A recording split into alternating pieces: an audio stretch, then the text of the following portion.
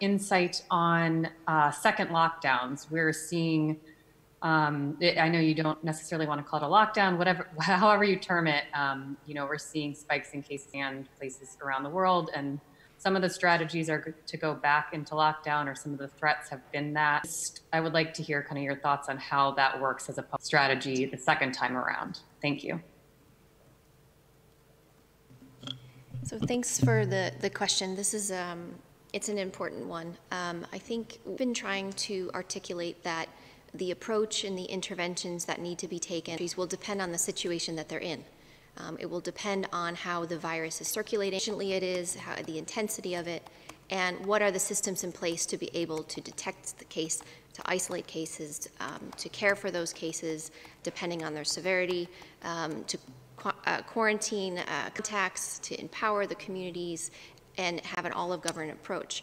And in many situations, we have seen countries have success in suppressing transmission, where we've seen their epi curves go down and transmission go to a low level or even stop in some cases. But there is always the possibility that the virus, and there are opportunities for the virus to be able to take off again. And if there is a situation where the virus does resurge, then certain interventions may need to be put in place. What we're hopeful for, though, is the decisions that are taken to adjust these measures, whether to lift them or whether to put them in place again, is done in a data-driven way, and it's done in a that meets the needs to suppress transmission. It doesn't have to be all or nothing, and in fact shouldn't be. It should look at which are the measures that need to be in place and where, and in a temporary nature. So the fundamental things of hand hygiene and physical distancing, using a mask when you're in community transmission and you can't adhere to physical distancing, all of these measures continually need to be put into active case finding, caring for cases, and contact tracing. So it's a long answer because it depends on governments need to look at the data that they have. They need to look at which measures can be, and do that in a slow and in a staggered way depending on where the need is. But it is certainly possible that countries will need to implement measures again, as we've seen in a number of countries now, but we are hopeful that those could be temporary. If we look at the experience of countries that have avoided, lockdowns are stay-at-home orders, travel restrictions, extreme public health and social measures, can be varied in their footprint, in their duration, and in their intent. Type, how long and where these things are implemented. And governments have choices. The more blunt your surveillance system is, the less sensitive your surveillance system is, the more blunt your response measures have to be. If you can't see very well in the dark, then you don't know where to apply the measure against the virus, if you can't see it. But governments need to be working on their surveillance, where the virus is. If you know where the virus is, if you know who's getting it, if you know the situations in which it's been transmitted, if you do case and cluster investigations, and you can understand in your communities and society situations and contexts in which the disease is amplifying and spreading, then you can apply measures that are much more sophisticated. You can apply them at a lower geographic level, do the measures everywhere. You can do them in one county or in one community forever, because you can raise those measures relatively quickly because you have a surveillance system to see if something is going wrong. So I do think we need to move towards a more sophisticated analysis of, is it no lockdown, lockdown? We need to move into a more smooth, more modulated approach where our surveillance should drive take, and public health and science should be able to advise competent authorities to modulate the measures that need to be taken at any given time. None of that is possible if you don't have surveillance testing and the ability to know where the virus is with society at a given moment. If you don't have those answers, then your response is more blunt, less and less precise, and that's when we see large-scale lockdowns that have such an impact on social and economic life. Many thanks, Dr. Ryan. Now we will try to go back to Jim, if we have Jim. Jim? Yes, I'm very sorry, Tarek. No, it's okay. Please go ahead. if there is any new science or any new information on the behavior of the virus. Have we seen any advances in knowing how it spreads, the super spreading events that it seems to have? Is there any new science on the behavior to help us get around the event? So thanks, Jim. That's a great question. So I mean, we're learning about this virus every day. We're learning about waves and its characteristics. And, there are really incredible studies that are being published every day. Really grateful for these detailed epidemiologic investigations, household transmission studies, cluster investigations, studies in healthcare facilities, on and on. And these are the unfortunate and are these opportunities to learn about how these viruses behave, and we have really good researchers all over the world that are communicating with us directly and are publishing these results. We have scientists that are following the virus itself. There are full genome sequences that are being made available publicly. There's more than 40,000 viruses, 40,000 full genome sequences that are available in which we are looking to see if the virus. We do see normal changes, which is expected with an RNA virus. And this unprecedented of these viruses is allowing us to look at these viruses in real time. Secondly, we're seeing very detailed cluster investigations, as you've heard Mike say, where there are outbreak investigations in either expat dormitories or in gyms or in wherever we are seeing these super spreading. We are seeing super spreading events in places of worship, in gyms, in long-term living facilities. And these places where the virus can transmit, we can learn a lot from. Who is it transmitting to? In which departments, for example, in a healthcare facility? And that helps us refine our guidance. It helps us refine our chains of transmission to prevent infections and to work to save lives. So the virus, in terms of what we know about its behavior and how it transmits, is very similar from day one in terms of its respiratory nature and spreading through respiratory droplets. But the super spreading events are worrying, because these are opportunities that we can actually work to prevent happening. If we know that they can happen, we can ensure that in facilities where people are in close quarters, we put measures in place to break those chains of transmission before they even have a chance to start. So thanks for that question. We encourage research, encourage collaborative nature and research and open findings and having researchers communicate with one another and with us. And we know we will learn even more every day. Many thanks. I have received a couple of texts from journalists who just want to clarify with Ana Maria about hydroxychloroquine. Dr. Henao. Yes, thank you, Tariq. So I try one third time. The internal evidence from the Solidarity Discovery Trial, the external evidence from the Recovery Trial, from these large randomized trials, bring together suggesting when compared with the standard of care in the treatment of hospitalized COVID does not result in a reduction of the mortality of those patients. Based on this analysis, published evidence, the executive group recovery trial has met in 2 occasions, and today we met with all the PIs. After deliberation, they have concluded that the hydroxychloroquine arm will be a solidarity trial. But I want to emphasize that this does not constitute WHO policy, that this is not a WHO policy recommendation. This is the results from trials, and that this does not apply to use or the evaluation of hydroxychloroquine as post-exposure in patients exposed to COVID. That's a different thing. So this is focused on what we are doing on the trial, on randomization for COVID patients, but does not apply, and it doesn't constitute WHO policy. WHO has different processes for developing of guidelines.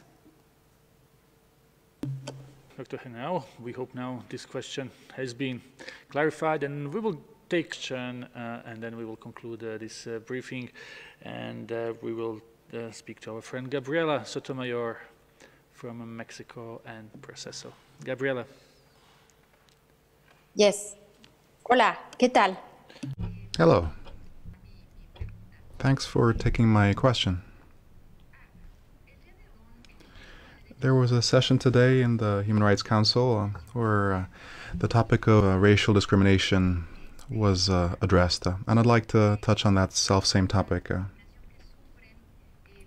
People of African descent suffer discrimination in many different countries, especially when it comes to being treated with respect in the context of COVID.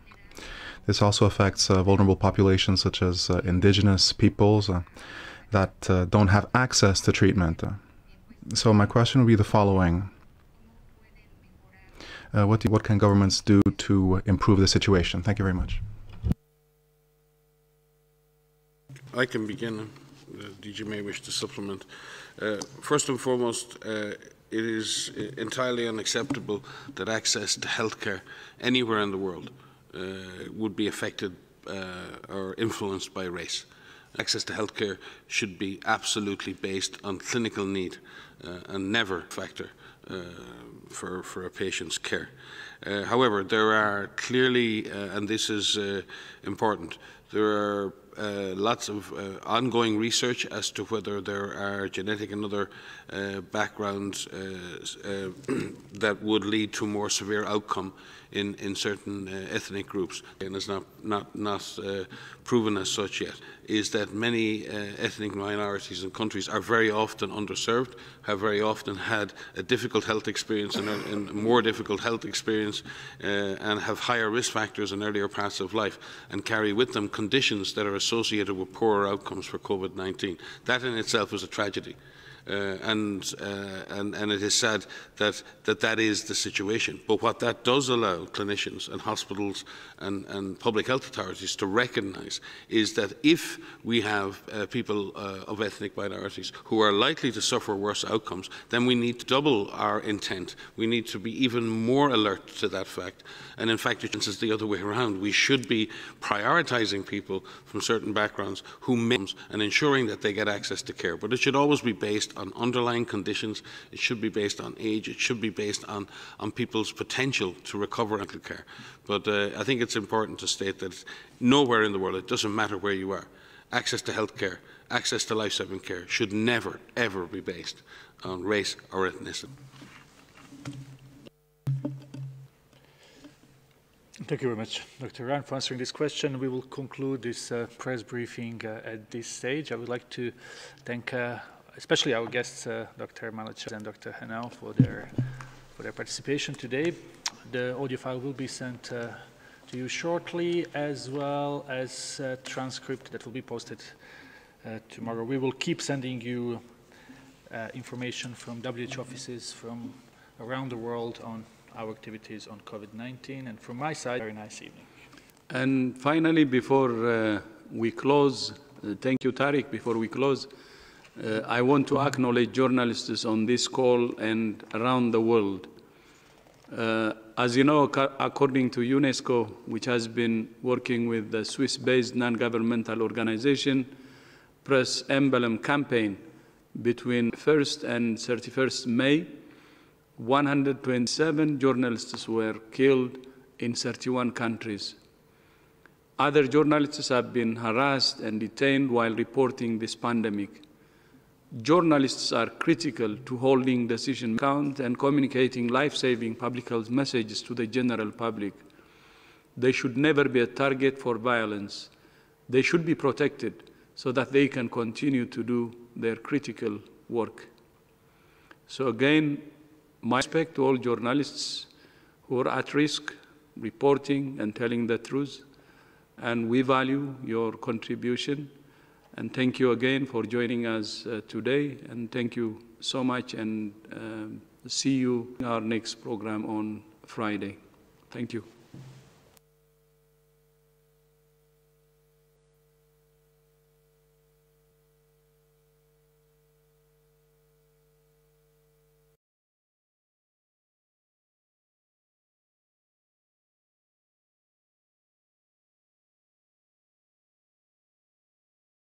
structure, and we are also seeing that the fact that are now investing more in defense, NATO allies also acquiring more and a wider range of different capabilities, including air defense, fifth-generation aircraft, investing in naval capabilities, and, for instance, also upgrading their cyber defenses. So the main issue is that NATO is adapting because the security part of that change is Russia's assertive behavior and Russia's investments in new military capabilities, and therefore we are adapting to make sure that we maintain the readiness and the deterrence and defense, which is the cornerstone of our collective security.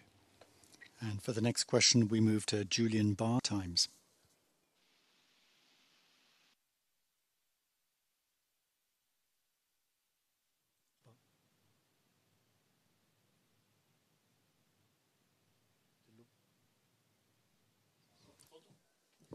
We don't have Julian. We will move to Lorne Cook from AP.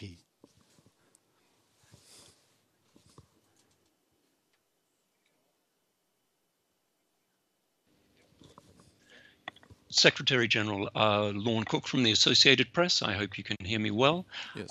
If I can follow up perhaps on Thomas's question a little bit with deterrence. We're entering, I'm wondering who's going to pay. We're entering a huge recession. Many thousands of people have COVID-19. And why should citizens invest in NATO when its biggest member is undermining your credibility by raising tensions with the allies? The other quick question I wanted to add, the EU is hoping to get some help from NATO with Operation Irini, but I understand that not everybody is enthusiastic at NATO. What kind of response should they expect? Thank you very much. So first of all, there are differences between NATO allies, and sometimes we also see disagreements. It has been like that for decades. It has been like that since the Suez Crisis back in '96 and up to the Iraq War in 2003.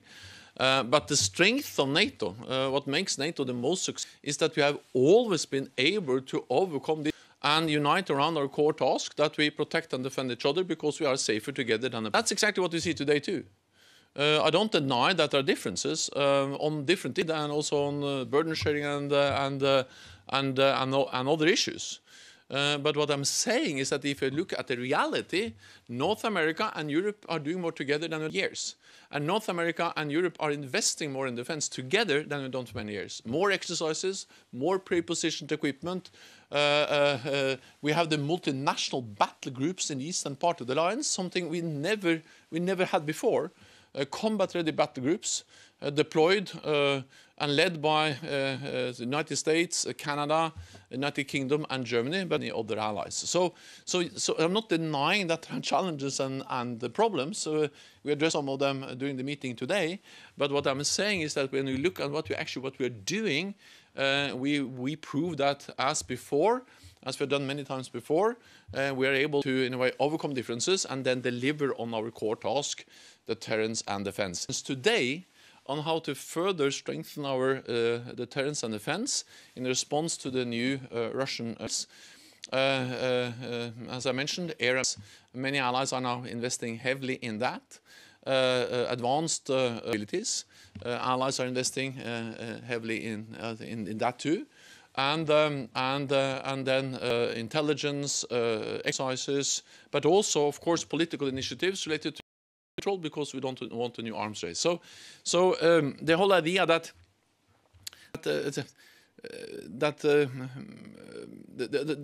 NATO's core idea is that when we work together, it benefits all allies and both North America and Europe. When it comes to payments, of course, I understand that the COVID-19 crisis pandemic creates challenges for many allies. At the same time, what we have seen is that the military actually has been very helpful, very supportive of the civilian efforts coping with a pandemic. So if anything, it has proven that military capabilities are useful, not only addressing security, but that they also provide a surge capacity to support the civilian efforts dealing with the health crisis. And then, of course, the fundamental challenge remains that despite of the COVID-19 pandemic, the corona crisis hasn't led to the removal, or does not mean that other threats and challenges have disappeared or diminished. They are still there. So we don't have the luxury of either addressing health crisis or addressing security crisis. We need to be prepared for both, and that's the reason why NATO is then updating, modernizing, and adapting our deterrence and defense, including by responding to the new Russian missiles. And we will go back to Julian Barnes from the New York. General, thanks for the question. Sorry about the technical difficulties. Mr. Pompeo wants the alliance to take a tougher line on China. I want to know what you think the possibilities of that are. I also wonder if think allies should reevaluate working with Huawei or other Chinese telecom countries on 5G networks. And then finally, you mentioned bringing international arms control. We've had the demise of INF and Open Skies. Is there any possibility of new arms control efforts, and what is the possibility? What can NATO do to bring China into a future arms control agreement? I will respond to those questions in a moment, but I just forgot to answer the question. Operation Irini from the also in the last round, and NATO's Operation Sea Guardian, Mediterranean, provided for a long time, for many years, support to Irini's predecessor. We provide support to the EU Operation Sophia. Now the EU has changed moved from Operation Sophia to Operation Irini. There are talks, there are contacts between NATO and EU where we're looking into support, possible cooperation. No decision has been taken, so there is a dialogue, contacts addressing that as we speak. Then on China. Well, China is high on the NATO agenda, and that was not the case before. So that's and that also reflects the decision taken by NATO's of state and government at the leaders' meeting in London in December. First time NATO leaders specifically mentioned China in a joint statement in the way they did when they met in London. They point at the fact that there are, of course, opportunities. China is a big trading partner for many allies. The rise of China has fueled economic growth in our own countries. And, of course, the rise of China has lifted millions, hundreds of millions of people out of So there are opportunities. At the same time, obvious challenges. And that's the reason why China is now high on the NATO agenda. China has the second largest defense budget in the world. They are investing heavily in new long-range weapon systems, missile systems that can reach all NATO countries. They are modernizing their maritime capabilities with a more global reach of their naval forces. Just over the last 5 years, they've added 80 more ships and submarines to their navy. That equals the total amount of ships and submarines navy of the United Kingdom. So it illustrates some of the magnitude of the Chinese military buildup. And of course, this has consequences for NATO. And as we also have discussed, this is about China coming closer to us. It's not about NATO moving into the South China Sea, but about the fact that China is coming closer to us. We see Africa, we see them investing heavily in infrastructure in our own, and of course we see them also in cyberspace. So, for instance, tomorrow, so resilience, the protection of our infrastructure, the concerns about foreign control is on the NATO agenda. And tomorrow I expect that NATO defense ministers will agree to update our guidelines, our baseline requirements for when it comes to critical infrastructure, energy, transportation, also health systems, and we will address threats and challenges like cyber, supply chains of supply, supply chains of supply, and then also, of course, to foreign ownership and control. So these guidelines actually reflects some of the concerns we have, and provide a platform and requirements for allies to implement. So we have a common approach to some of the challenges also increased Chinese presence has for our alliance. We don't mention specific countries, but when we now recently updated one of the other baseline requirements on telecommunications, we were very specific about what kind of concerns, what kind of threats allies should take into account, analyze, make risk assessments about before they make decisions on, for instance, 5G. And of course, the fact that close to 1 billion people, half of the world's GDP, of course, these guidelines matters because they have consequences for what I say, big economies and a large part of the economic activity we see in the world today. Let me also highlight that NATO 2030, which is about how to strengthen and adapt NATO challenges we see in the next decade. Part of that will, of course, also be addressing how NATO should coordinate, work, address the opportunities, but also the challenges related to the rise of China. Lastly, on arms control, well, it goes in a way without saying that when China now becomes a more powerful with more global reach of their weapon systems, from the missile systems to their navies to their air forces, then of course it is more important that they engage in arms control. And this is a message NATO allies convey individually. It was mentioned several times in the meeting today, the need for including China. And it's expressed many times from me, the need that China should engage constructively in arms control, because as a global major military power, they also have a global major responsibility for engaging in arms control. So we will convey this. The US has also, of course, stated this clearly, and that's a clear political message which is conveyed by many allies several times. And now we will move to Wojciech from Polish Radio.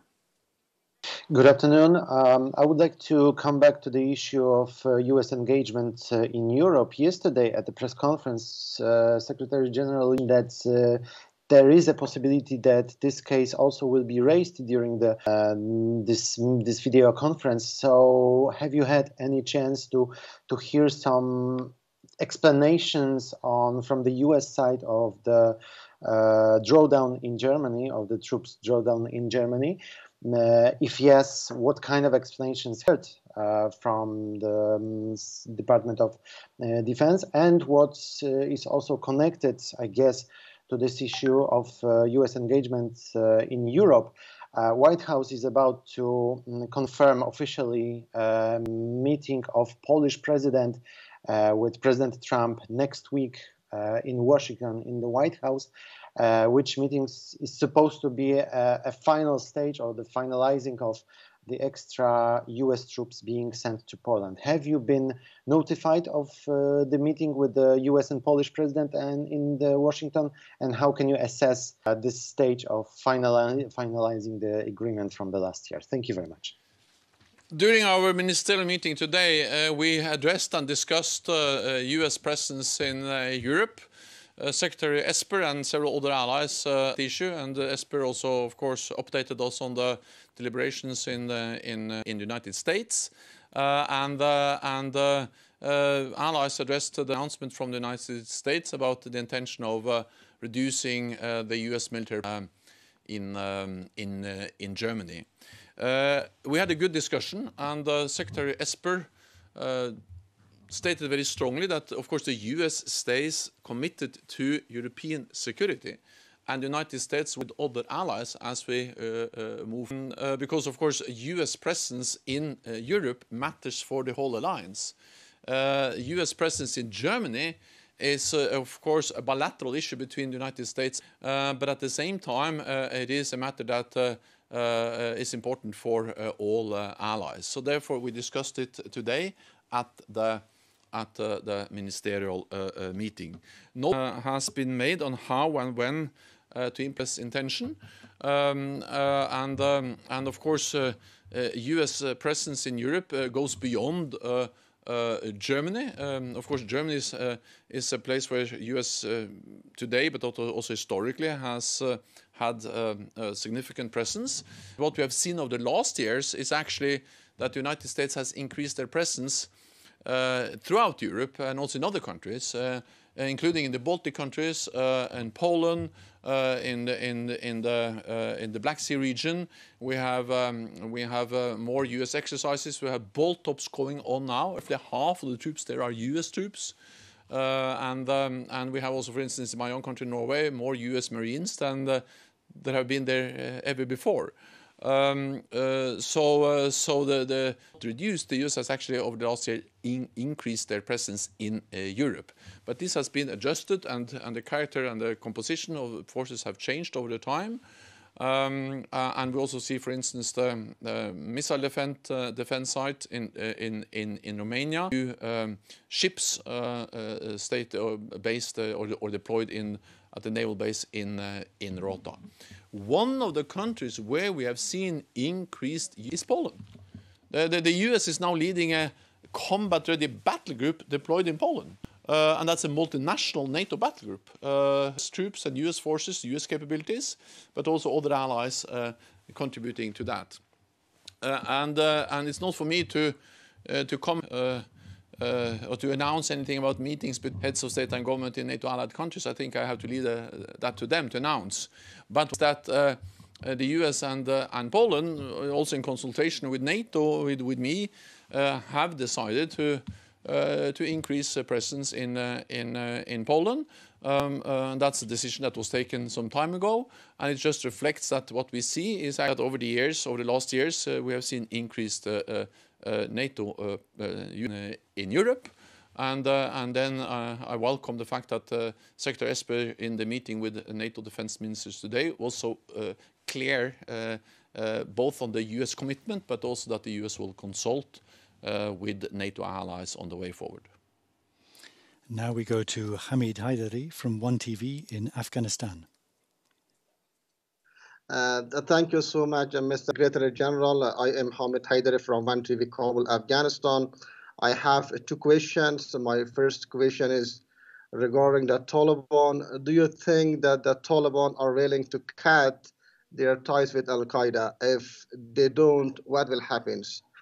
And corruption in Afghanistan, in terms of how important it is that corruption is tackled in Afghanistan, and is the Afghan government doing enough to tackle it? Thank you so much.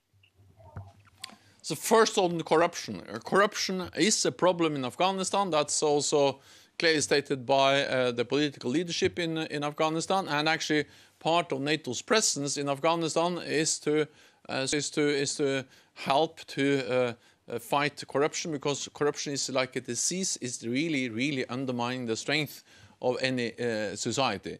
And therefore also NATO, and NATO allies, when they provide support to the security forces, also provide different kinds of development aid. Of course, they focus extremely much on how can we make sure that the NATO support is not destroyed by corruption, but it actually gets to where it's meant to go. Corruption is a problem. Corruption has to be fought with strength and conviction and with joint efforts. And for that's an issue which NATO has raised and is addressing in our dialogue and cooperation with Afghanistan. On the Taliban and the peace process and Al-Qaeda. Well, we have adjusted. We are in the process of in Afghanistan, from roughly 16,000 troops in the NATO mission down to 12,000 troops. We are prepared to further reduce that presence in a coordinated, planned and orderly way. But of course, that depends on the peace process, because this is a direct result of the US-Taliban agreement and the efforts to have a real peace process in Afghanistan. And of course, what we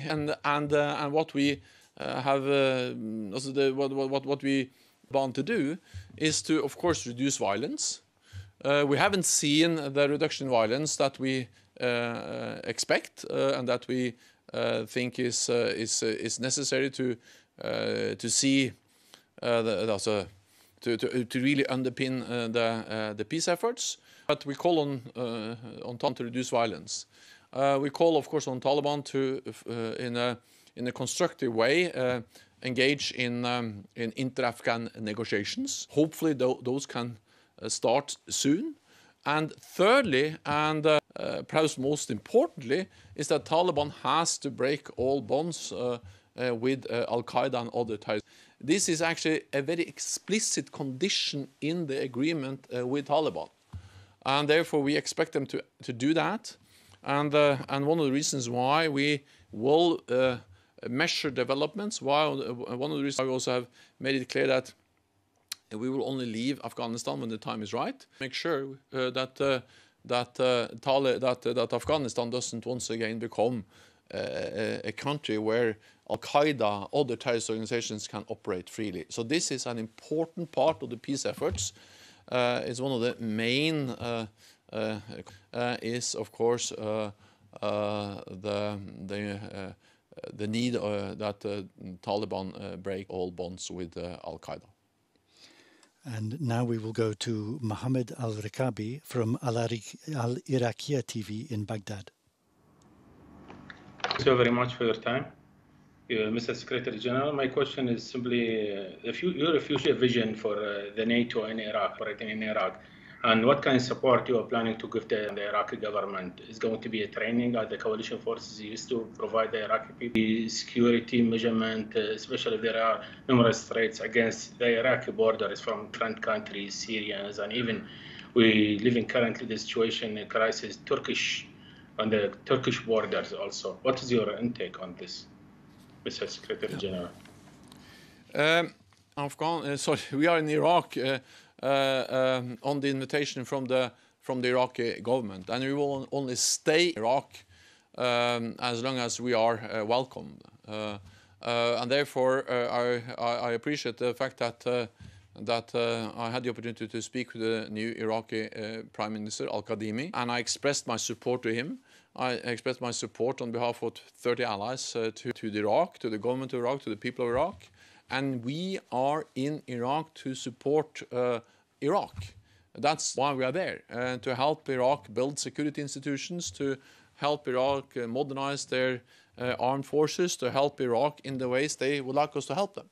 Combat mission, it's a mission where we provide support, help, advice to the Iraqi military so they can be even stronger in fighting terrorists. We commend the Iraqi security forces for the sacrifices they have made in fighting ISIS, and we should all be thankful, because ISIS was not only a threat to the people of Iraq, but it was also a threat to all NATO allies.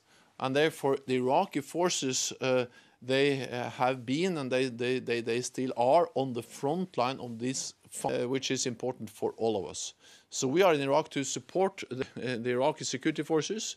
We do that because that is in the interest of Iraq, but it's also in the interest of NATO allies, because we need to do whatever we can to prevent ISIS from returning. The details about the NATO mission are now consulting with the Iraqi government, and again, we will only stay in Iraq as long as we're welcomed, and we will only conduct activities which are agreed with the Iraqi government. We are there to.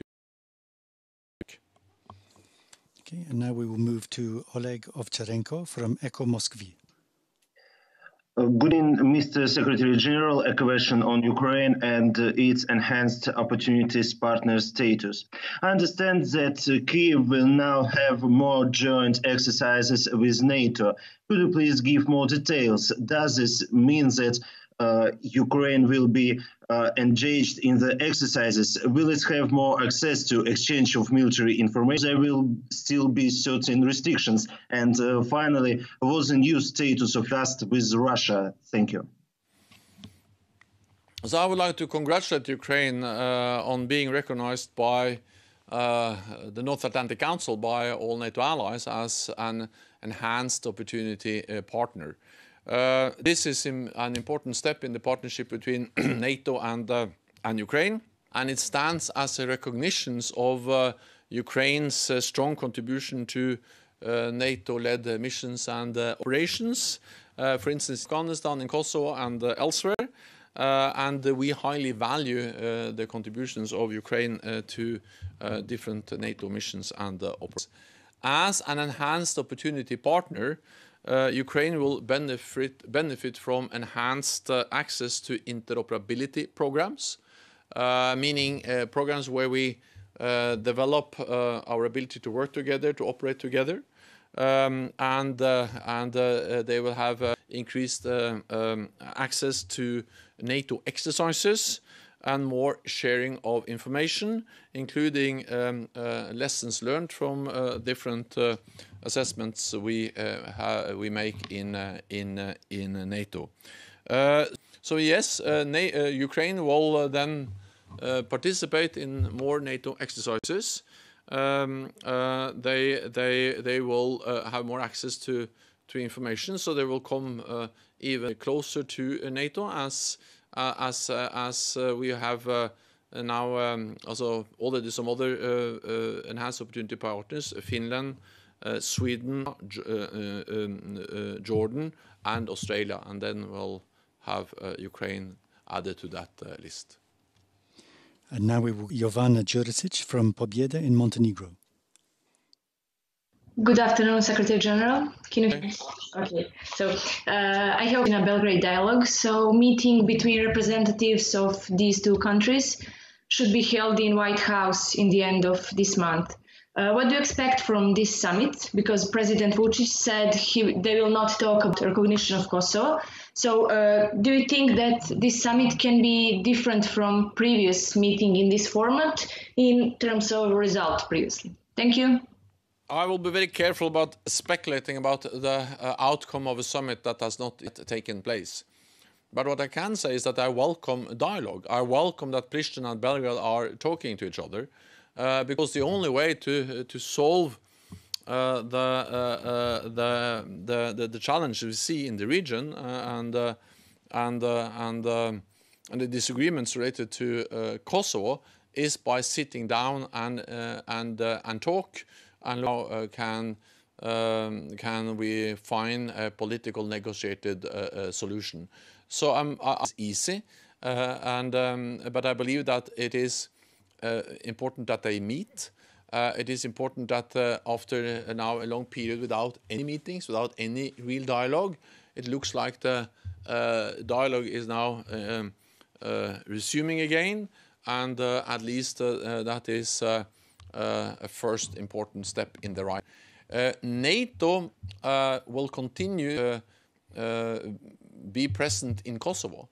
We are there with 3,000–4,000 personnel, and we are there to provide security and the secure environment for all groups in Kosovo. And I think that it is recognized by both Belgrade and Pristina that we now need to calm, reduce tensions, and try to find a way forward. And therefore, I welcome the fact that now see new initiatives to resume a dialogue between Pristina and Belgrade. We have time for one last question. We will go to Ansgar Haas from DPA. Secretary General, President coordinate with you or allies before the decision to cut troops in Germany. How confident are you that he won't announce a unilateral US pullout from Afghanistan until November? And how is NATO preparing for this worst case scenario? And I would also like to know, you mentioned additional steps on nuclear deterrence. Can you give us some concrete examples of what NATO will do? Thank you. Well, on deterrence, what I can say, as some of these decisions are secret and I cannot go into all the details, but what I can say is that we have a balance and we agreed some more elements to that package today. This is about air and missile defense, because we speak about how to respond to Russian missiles, and allies are already investing significantly in augmenting their air and missile defense systems. It's about advanced conventional peace, and of course that's important for have the necessary capabilities to provide the deterrence and defense responding to a more modernized Russian military force. And then there's a wide or big group of other measures which is related to reconnaissance, exercises and different activities. And then we also have in the NATO nuclear planning group, and we are constantly making sure that we adjust, modernize our nuclear deterrent so it stays safe, secure and effective. Remember that the NATO nuclear deterrent in Europe is a system which has been tried and tested for years. It has provided Europe with nuclear sharing arrangements where we have command, control, we have systems for political consultations, we bring US and European allies together in a joint effort to provide a nuclear deterrent for Europe. So the NATO deterrent in Europe is key. It's the ultimate security guarantee for Europe, and that's something European and United States provide to, and then we always make sure that we have that,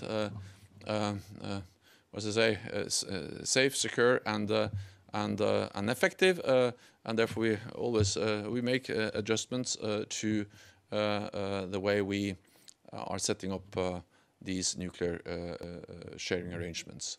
So that was, well, what was the first question? That was on Afghanistan. Well, we discussed it today, and we, as part of a coordinated decision by NATO allies, we made a decision earlier this year to move to what we call Phase A Light, which is also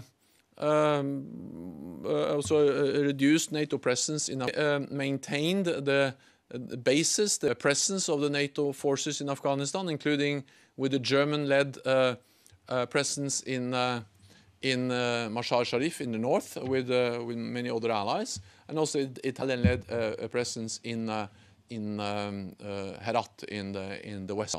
And we will now have a process in NATO where we will sit together, US and all other allies, discuss different options, different possibilities for further reductions.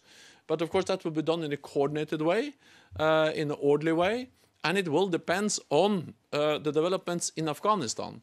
And perhaps the most important thing now is to make sure that Taliban breaks bonds, all their bonds with Al-Qaeda, and also that we have inter-Afghan negotiations. So prepared for further reductions. It was an issue that was by Secretary Esper in detail during this meeting, and we will further consult on. That's all we have time for this evening. Thank you very much for joining us, and we hope you will join us for the Secretary General's next press conference tomorrow afternoon. Thank you, and stay safe and healthy.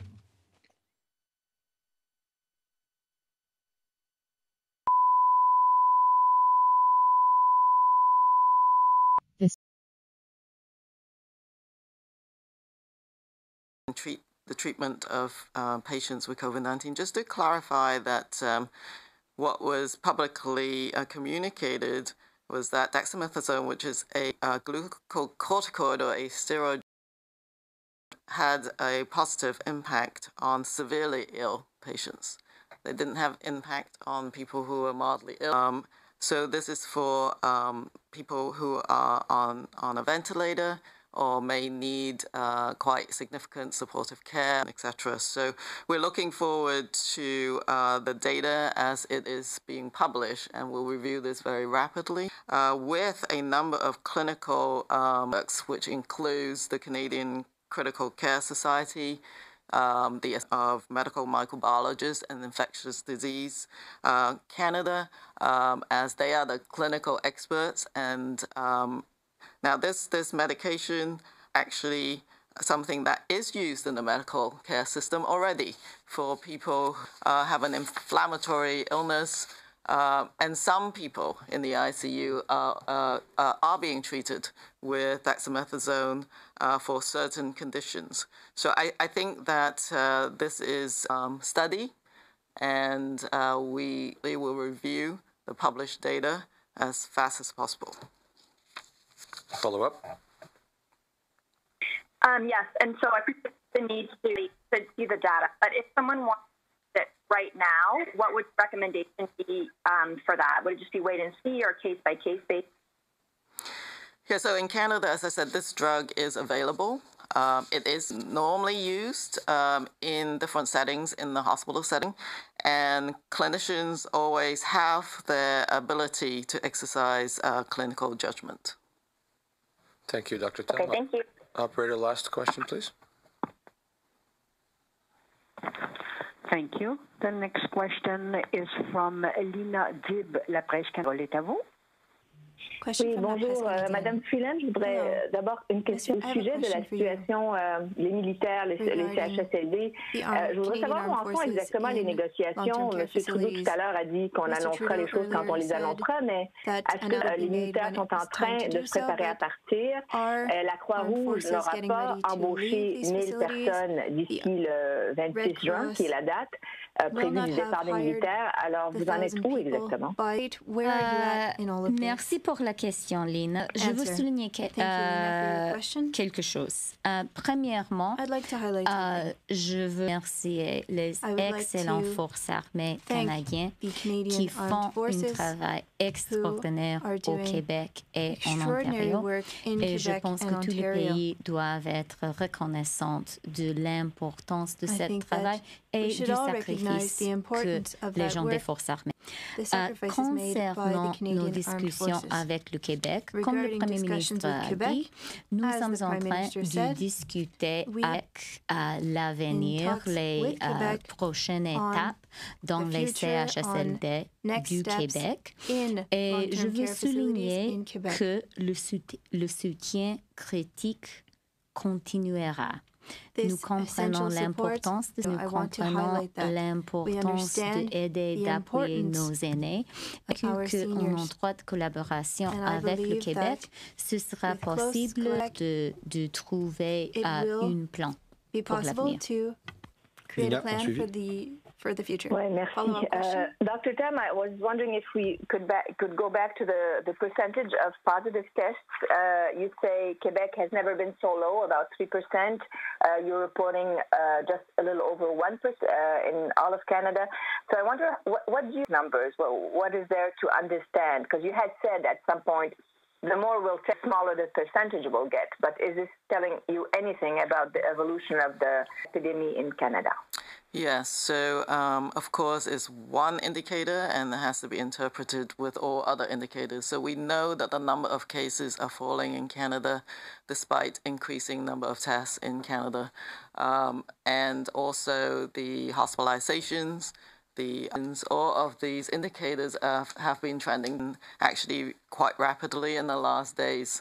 And so I think this indicator, which is the percentage of lab positive tests, which is over the total number of tests taken, is trending down as well, which is a good sign. I think it goes along with the fact that this initial wave of the pandemic is, with the collective action of everybody, is coming under control. And so The percentage of tests also gives us an idea, staying in the right place, on the right populations at the right time as the pandemic rolls. At the height of a pandemic, we might expect like a 10% positive as being quite good in terms of the fact that the tests being done are targeting the right population. As we come down this side of the epidemic curve, what we have to watch for is actually when it gets really, really low, is to examine those positive cases to see if they're indeed actually false positive cases. So we might come across some of those as well, and just goes quite further down. Provinces and territories that have had less than 1% positive are very much cost phenomena, and they will be investigating every positive to further understand them and further understand the performance of our tests.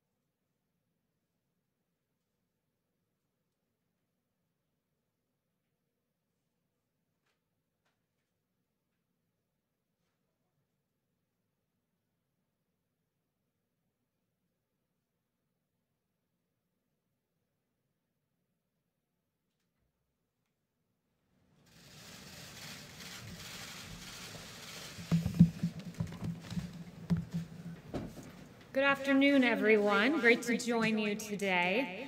So 5 years ago, 10 parishioners of a historically black church were killed during an evening Bible study in Charleston, South Carolina. We all remember that tragedy, and this was a despicable act of evil that happened 5 years ago today. So we remember that somber day at that Charleston church as parishioners of a historically black church were killed during an evening Bible study in Charleston, South Carolina. Brought our nation together behind real, meaningful, to ensure that we have safe streets and safe policing. That was having an incentive structure to implement the highest professional standards in our police departments through an accreditation process.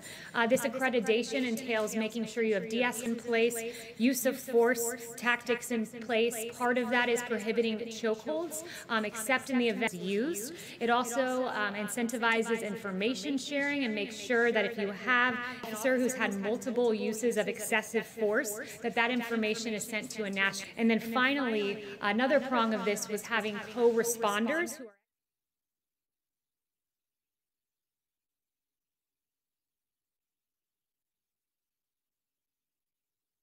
It also incentivizes information sharing and makes sure that if you have an officer who's had multiple uses of excessive force, that information is sent to a national database. Finally, another prong of this was having co-responders.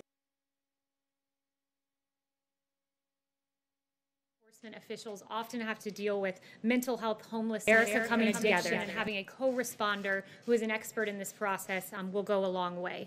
This is progress, it's tangible action, and it's solution. Today that is so true. First, I have sat across from a police officer family that lost their loved one. I saw named Charlie, who will forever grow up without a father, who will forever grow up with a father for prom, for the father-daughter dance, and it was heartbreaking to know that she lost her father, who was a valiant hero. Yesterday, I sat across from families who lost their loved ones in mass instances of injustice, and it was heartbreaking to hear their stories. It was a real tragedy. It was a tearful moment. It was an emotional moment, and it's one that the president, when I asked him in the Oval Office about afterwards, he said this: I love those families. I want to help those families, and President Trump means that, because this is about humanity. That is ultimately what this is about. And Senator Scott shared a very beautiful Bible verse with those families yesterday, and I just want to read it here.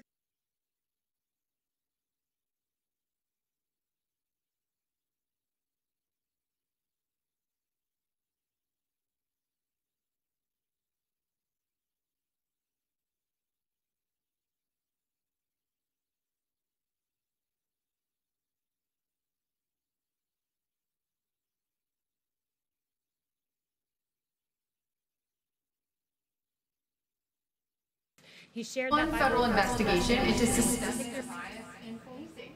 My question to you is, why are so many resources being allocated to make sure the president and his allies were treated fairly by law enforcement and not the same for millions of Black Americans? So I think you're comparing two things that it's not accurate to compare on the level of the number of attorneys looking into. First, we all know that this administration was dragged for years through a bogus investigation founded upon a dossier full of lies funded by the Democrats. It was an injustice to the American people who elected President Trump as President of the United States, who was then bogged down by an investigation which ended up with two words: no collusion. That's the first question, but as to the second part, this president's taken real, tangible, concrete action on the issue of policing. We saw that yesterday. Guess who hasn't led? Democrats. They've engaged them, kneeling for minutes on end. But this president isn't about gestures. It's not about symbolism. It's about action. It's about making sure someone like George Floyd never dies in that manner ever again in this country. First of all, this executive order addresses the issue at hand, and I thought Ron Smith handled this really well yesterday when he said this about the executive order on this very question.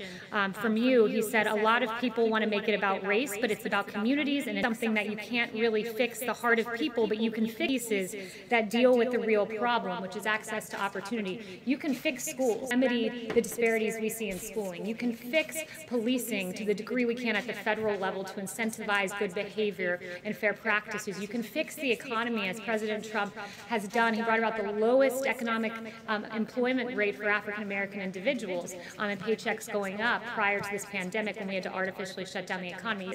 But it's up to our country to change hearts. Yes. Does the president talked about chokeholds yesterday. The bill that's been unveiled by the Republican senators does not ban chokeholds. Does he think it should?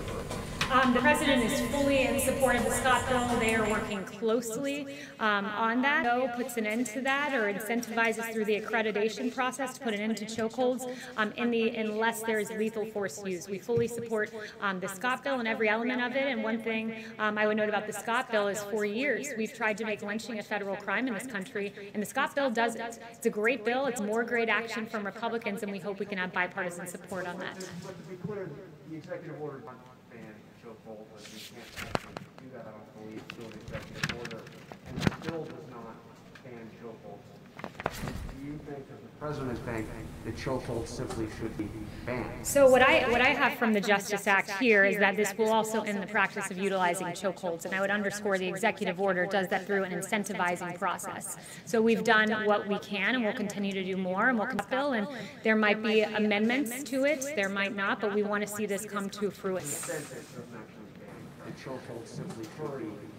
So what I have from the Justice Act here is that this will also end the practice of utilizing chokeholds, and I would underscore the executive order does that through an incentivizing process. So we've done what we can, and it's a much better process than the Democrats' Bureau. Nothing except a lot of bad ideas about this that would ultimately, I would note, defund the police department. Yes. 96 people in Tulsa have contracted the coronavirus. Wondering about this rally coming up on Saturday. Will the president or the White House take responsibility if people get sick and catch the coronavirus at this rally on Saturday? So the campaign has taken certain measures to make sure this is a safe rally, temperature checks, hand sanitizers, and masks, so we are taking precautions. But you're not requiring people to wear masks. They will be given a mask. It's up to them whether to make that decision. CDC guidelines are recommended but not required. And the CDC guidelines suggest that people practice social distancing. You're not going to be able to practice thousands of people.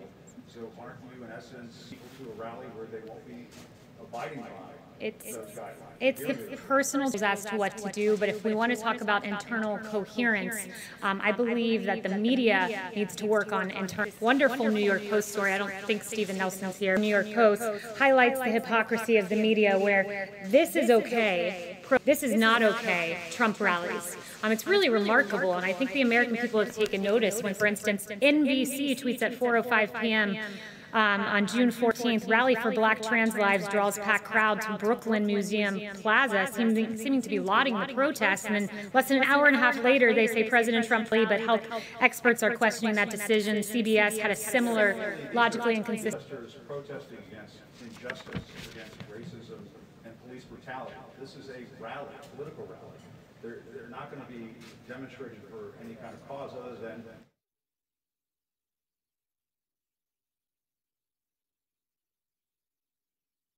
coronavirus and get sick. As you know, you've been to these rallies. So I've been to them too, are elderly, probably had pre-existing, put them at risk for serious complications if they catch this virus. So first, let me know, you've been to rallies, these Trump rallies.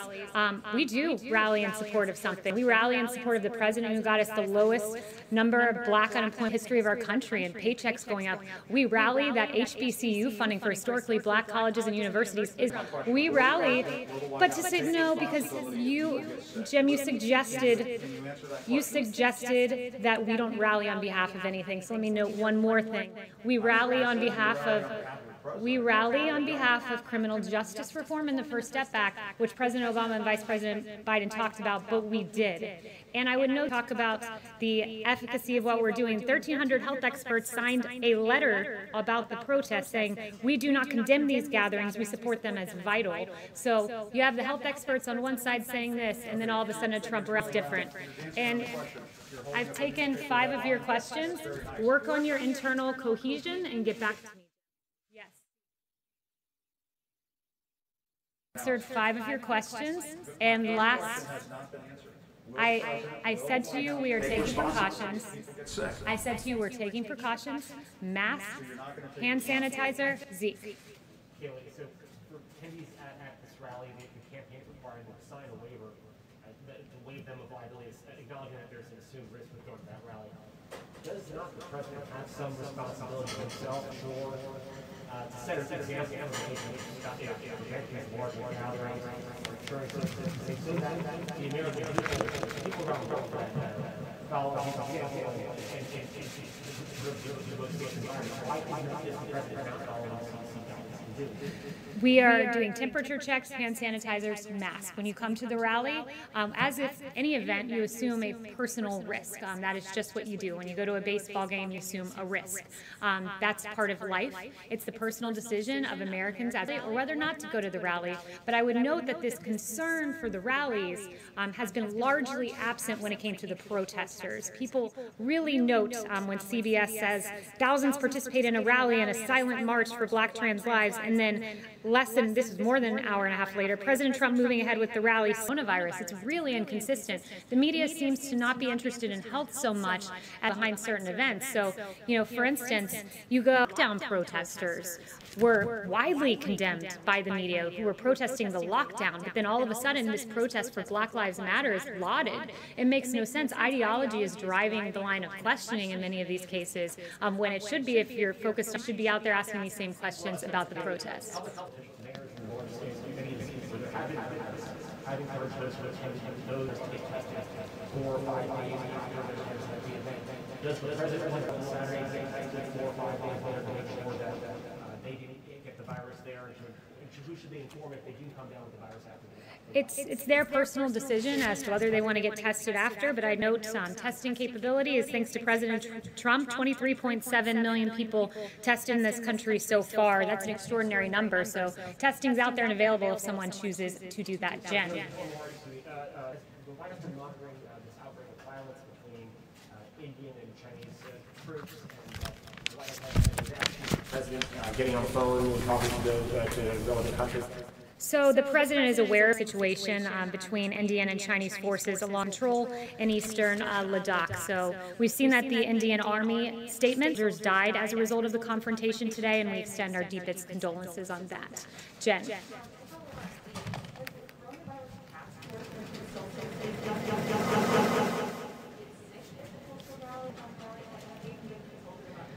The coronavirus task force, they're meeting today. I would first point that out. They meet regularly and they monitor the whole country. So they don't zone in on a Trump rally, they zone in on the whole country and analyze it through a database lens.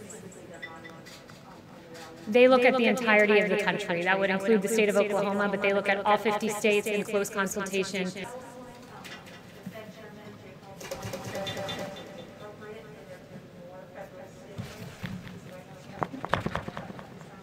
It's something that's being looked at, of course, of phase 4. No announcements on what those elements would be, and wouldn't want to get out ahead of the president. But I would note that this and growing and coming back strong, I think, from this because of the president. I mean, you look at retail sales surging 17.7%, unemployment insurance weekly claims falling. We have the fastest growth rate in American history in the third quarter. So we artificially shut down the economy, but a recovery happening and taking place, and that's thanks to President Trump. And there are a lot of good metrics, like new business applications skyrocketing, small businesses now opening at about 80%, Apple Mobility Index, that's practically pre-pandemic levels. So there's more work to be done. Phase 4 will address should it take place. But we are encouraged by what we're seeing, that the Donald Trump economy is coming back, because ultimately investors and business owners have faith in this president. Yes. Jeff. You mentioned testing just now. The president has also both been tweeting and saying publicly on Monday that if the country just stopped testing, that there would be no, or virtually no cases left. That doesn't make sense. Can you explain what he means by that? Yeah, it's entirely logical. When you do more testing, you identify more cases. Countries that testing don't identify the same number of cases. I mean, it's pretty logical, exactly what he said. Identifying that, because he seemed to suggest that if we weren't testing, then those cases would... No, That was not at all what he was saying. He was saying when you test, you end up identifying more cases, and we've tested 23.7 million people, positivity rate of 5.9%. So we are in a good place when it comes to testing. Yes. Same lines, the Vice President today wrote an op-ed playing down the prospects of a second wave. Is the White House just second wave of the coronavirus? The White House is confident that we have enough testing to identify asymptomatic individuals, that we have therapeutics that are promising, that we are working on a vaccine with Project Warp Speed that we hope will be there by the end of the year and we think will be, and we have a robust public-private partnership that has shored up America's supply chain. So we are in a good place, and that's what the Vice President was noting. John. Thanks, Haley. Two subjects. The first question has to do with the lawsuit that was filed against John Bolton, the former National Security Advisor, by the Department of Justice yesterday. The DOJ did not file a lawsuit against Simon & Schuster, nor did it file an injunction against the publisher. Why not? Did it hit bookstores, to be on Amazon, to be available for people to read on the 20th? So that, as to why they went down that particular path, that's a question for DOJ. But what I would note is this book is full of classified information. Former National Security Advisor John Bolton should know all too well that it's unacceptable to have highly classified information from the government of the United States in a book that will be published. It's unacceptable. It has not gone through the review process, and that's where we currently stand. And I'd refer you back to Barr's comment on this, which is we don't believe that Bolton went through that process. It hasn't been completed, the process, and therefore he is in violation of that agreement. That was part of his quote from Monday. On the other subject, the executive order the president signed yesterday, during that event, in his comments, he acknowledged that there are indeed bad police officers. Is the president opposed to the idea of removing qualified immunity for police officers, even bad police officers?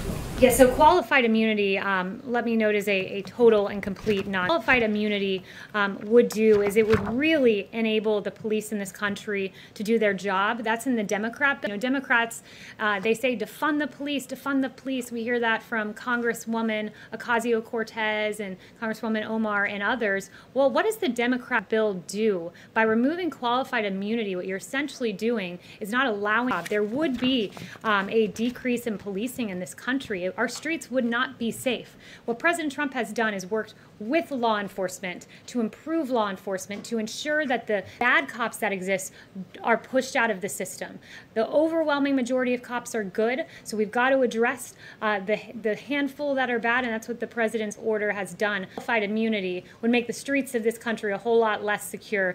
Just look at what happened when law enforcement out on Lafayette Square, a church burned and multiple officers injured. The situation, Kaylee, of a bad police officer hiding behind the shield of qualified immunity. Look, I would note that also the court has litigated this pretty strongly. It's been adjudicated. The Harlow court, in that decision, Harlow, the Supreme Court, talked about achieving a balance between allowing victims to hold officials accountable, minimizing the social cost to the whole, the officers, for example, pulling back.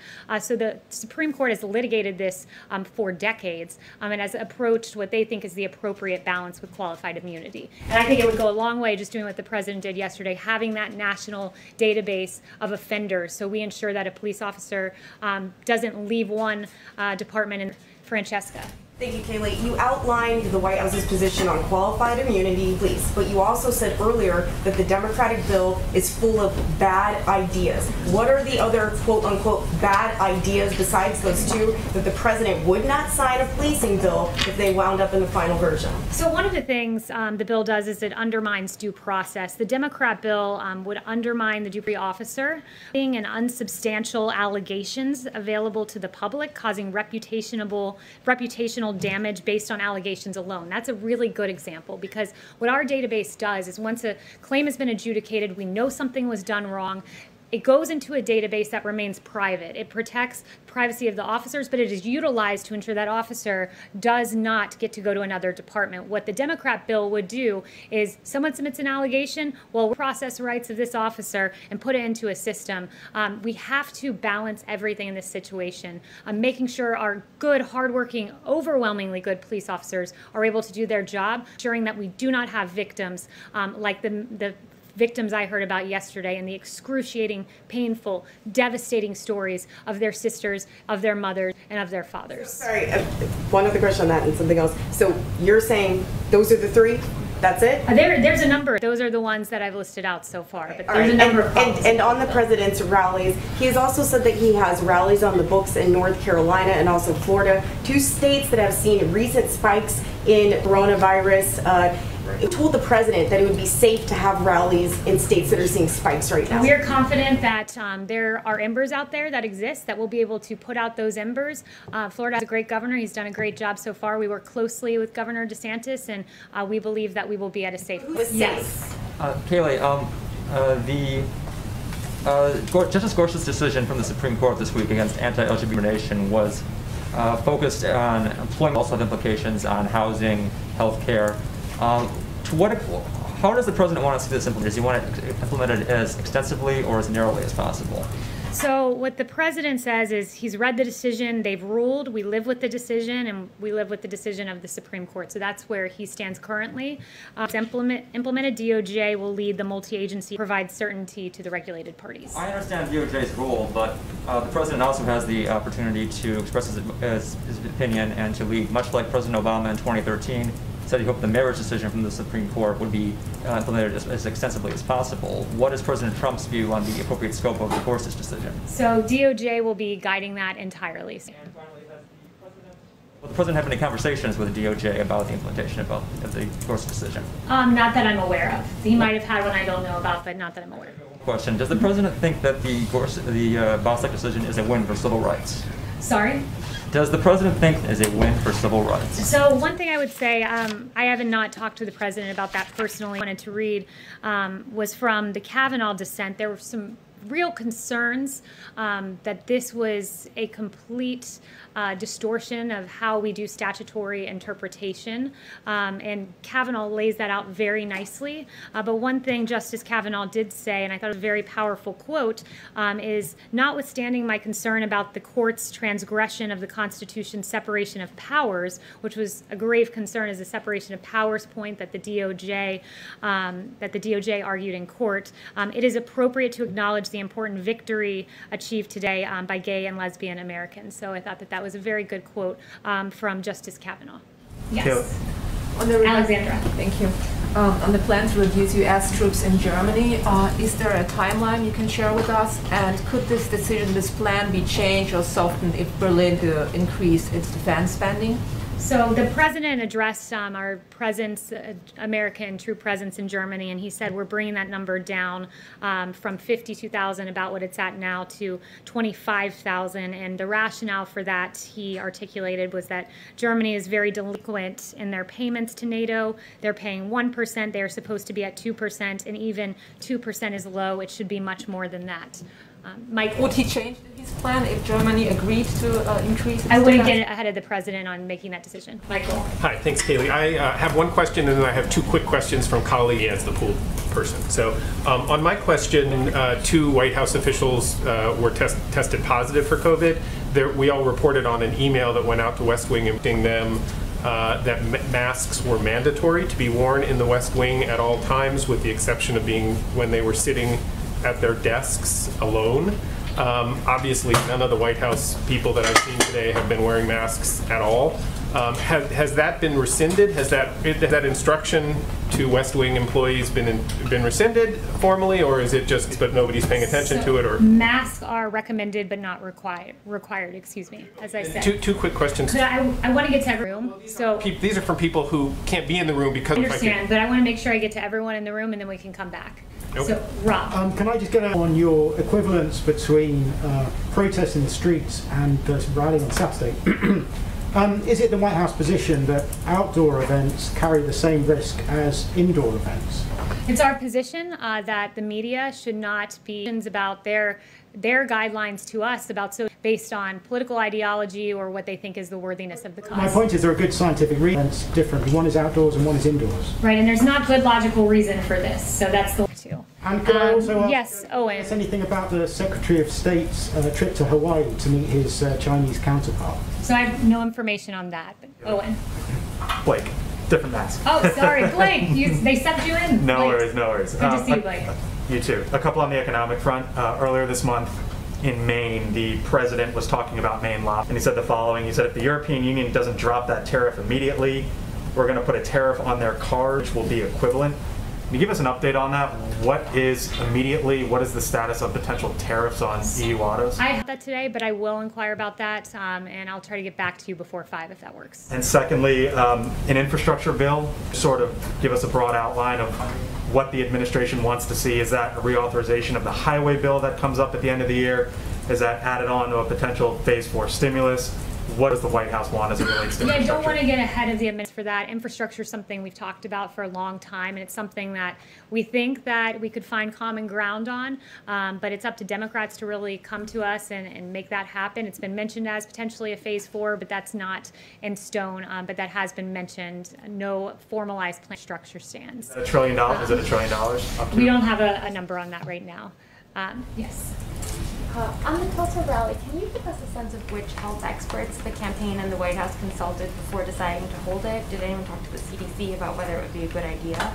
Look, we are taking every precaution. And again, I would note this is probably question number 10 on rallies. And while we appreciate the great concern for our rally goers, you should exhibit that same concern for the protesters not socially distancing in many cases and not wearing masks. Chanel. Thank you, Kaylee. Going back to the international front on China and India, you just mentioned that the administration is monitoring the situation, but the president has mentioned that he would be willing to mediate the conflict between China and India now. If he were to, that look like? Does that look like a one-on-one conversation? Does that mean bringing the two leaders to indicated what mediation looks like for China and India? So again, no formal plans on that beyond what I already said, and expressing our absolute condolences to the Indian soldiers that died as a result of today's confrontation. We extend our deepest condolences there. And I would note just that during the phone call on June 2nd of this year that President Trump had with Prime Minister Modi, they did discuss the situation on the India-China border. On the relationship between President Trump and President Xi, the Chinese forces have been to that region. That it doesn't seem like that region is going to see de-escalation anytime soon. If you were to characterize President Trump's relationship with President Xi today, would you venture into that realm? I would just say what the president has said before, that he is really at the fact that the coronavirus came out of China. They weren't allowing flights into China, but were allowing flights out. They slow-walked information. The WHO seemed to partner with China in slow-walking information about asymptomatic spread. So that is an appalling state of events, and the president is very upset by that action of China, or inaction in some cases, I should say. Thank you all very much.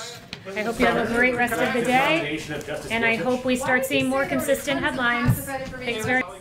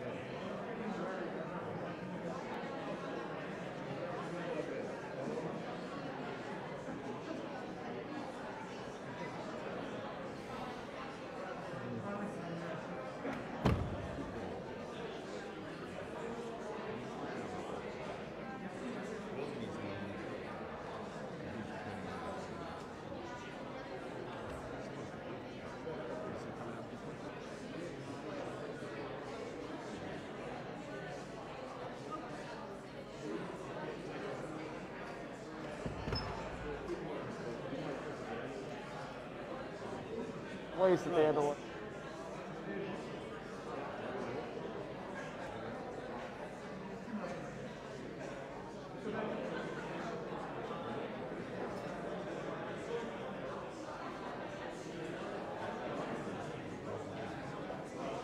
Important time for our nation's space program. I imagine many of you watched the recent NASA of a SpaceX rocket, sending American astronauts to space from American soil for the first time in almost a decade, and for the first time on a commercial rocket. I sat with my wife and my 9-year-old son and 6-year-old daughter on that Saturday afternoon, and we collectively held our breath as the rocket the final 10 seconds, as I'm sure many people across the nation and the globe did the same. These are amazing, capturing the attention and imagination of people around the world. However, beyond these moments, what people may not realize is how dependent we are on space. Space is used for our day-to-day life, not only as we navigate in our cars, but for our global economy, as well as our nation's security. So why should Americans care about space? Because they depend on it. Not only do they depend on it, international peace and security depends on it. Our nation's soldiers, sailors, airmen, and Marines depend on it. Now, I wish I could say that space was a sea of tranquility and a sanctuary from attack, but the fact space is contested, emerged as a key arena of potential conflict in an era of competition. China and Russia have weaponized space and turned it into a domain. Their actions pose the greatest strategic threat with the ongoing development, testing, and deployment of counter-space systems and the associated military doctrine designed to hold Allied and U.S. space systems at risk. But while there may be challenges in space, we also have unprecedented opportunities. We're at a moment of historic reform with tremendous visionary leaders in place. From the bipartisan Congress that has supported our national security space program. We have stood up the United States Space Force as a new branch of the armed forces, State Space Command as a new combatant command, and undertaken significant acquisition reforms, including the establishment of the Space Development Agency, to accelerate the development and delivery of capabilities to our warfighters. I see this progress as gears of a powerful machine into place. And very importantly, I'd like to highlight that we are not alone in our endeavors. Our space-capable allies, as well as a growing and innovative space industry, offer tremendous opportunities for cooperation. So what is our strategy? And space strategy defines the strategic and the critical moment that we're at, and in turn identifies the ends we're trying to achieve, the ways we are going to achieve them, and the means to do so. The strategy is about ends, ways, and means. The defense space strategy is designed to serve as the roadmap to advance our military space power by guiding the most significant transformation in the history of the national security space program. This is an enterprise-wide transformation from approaching space as a to approaching space as a warfighting in which we are postured to compete, deter, and win. The defense space strategy provides strategic direction for department-wide changes to policies, doctrine, operations, and partnerships to ensure U.S. space superiority and vital interests in space. Our desired conditions are a secure and accessible space domain. The strategy outlines the following objectives for the department. First, maintain space superiority. The DoD will preserve freedom of operations in the domain, and we will be prepared to protect and defend our interests from the hostile use of space. Second, provide space support to national joint and combined operations. We use space to improve life here on Earth, and the DoD will continue to provide critical space capability to the Joint and Combined Force. Third, ensure space stability. Our focus is to deter aggression and to maintain a safe and sustainable space environment. The DoD will be a good steward of the domain. We will achieve these objectives through a phased approach, moving with purpose and speed across 4 lines: build, integrate, shape, and cooperate. Line of effort 1, build. Build a comprehensive military advantage in space. We will build a force, developing the doctrine, expertise, culture, and capabilities needed to outpace future threats. This includes building space intelligence and command and control. Line of effort 2, integrate. Integrate military space power into national joint and combined operations. U.S. Space Command has a lead role here in ensuring space power is integrated with all forms of military power, and that we have the necessary planning, exercises, and authorities in place to protect and defend our nation's interests. Line of effort 3, shape. Shape the strategic environment. As we work to deter those who seek to stability in the domain, we have to work internationally to develop standards of behavior of what constitutes acceptable and unacceptable. Line of effort 4, cooperate. Cooperate with allies, partners, industry, and other U.S. government departments and agencies. Partnerships are key to the success of a strategic approach. In summary, the defense space strategy lays out a path that space as a unique domain of national military power, and together with other domains, underpins joint and combined operations to advance national security. The unclassified summary of the strategy is provided, and fact sheets are online, and we'll be working with our closest allies and partners on further classified elements. Thank you for your time. I'm happy to address any questions. Okay, we'll start with Sylvie with AFP, excuse me. Thank you. I have a question about the allies.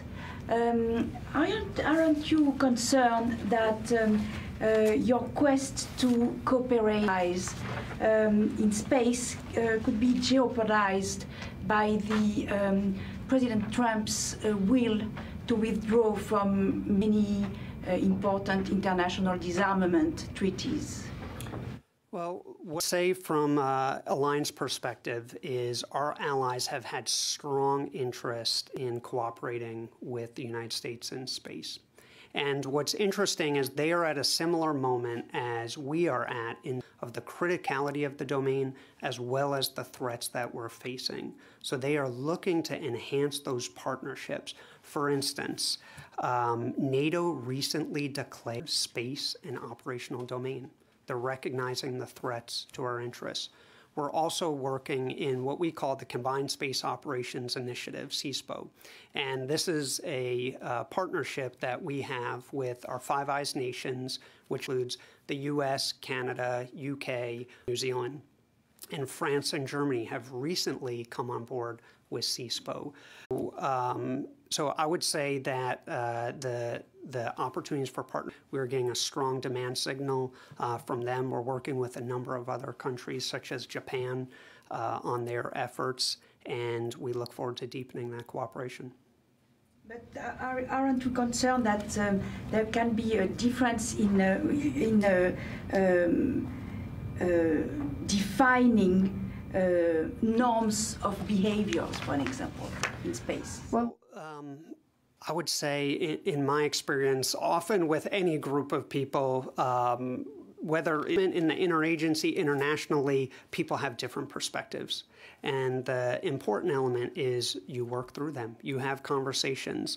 So in defining norms of responsible behavior in space, there have been various activities that go on in international fora of nations. Committee on the Peaceful Uses of Outer Space, where there was recently agreement on long-term sustainability guidelines. And there's other efforts then below that. We're working closely with our allies and then here interagency to build upon the work that's been done on behavior in space. So I wouldn't say that it's going to be without disagreement, but I am confident that we are going to be able to make progress in this area. This is something that happens in every other domain, and we've been able to figure it out, and I think in space we will be able to do the same. All right, thank you. We'll go to David Martin. This fact sheet says China and Russia have weaponized space. Exactly how have they weaponized space? Thank you for that question. I refer you to two reports that were put out there by the intelligence community early last year. The DIA report in space says that China and Russia are developing jamming and cyberspace capabilities, directed energy weapons, on-orbit capabilities, and ground-based anti-satellite missiles that can achieve a range of reversible and irreversible effects. This document, the DIA report, classified NASIC report, Competing in Space, taken together have over 60 pages of information on threats, including capabilities, doctrine, and organizations. And these documents will tell you that China and Russia are developing and planning to use capabilities that threaten our space systems and those of our allies. Now, since last year, when those were put out early last year, China and Russia have been conducting highly sophisticated on-orbit activities, which pose unprecedented new dangers to U.S. and allied space systems.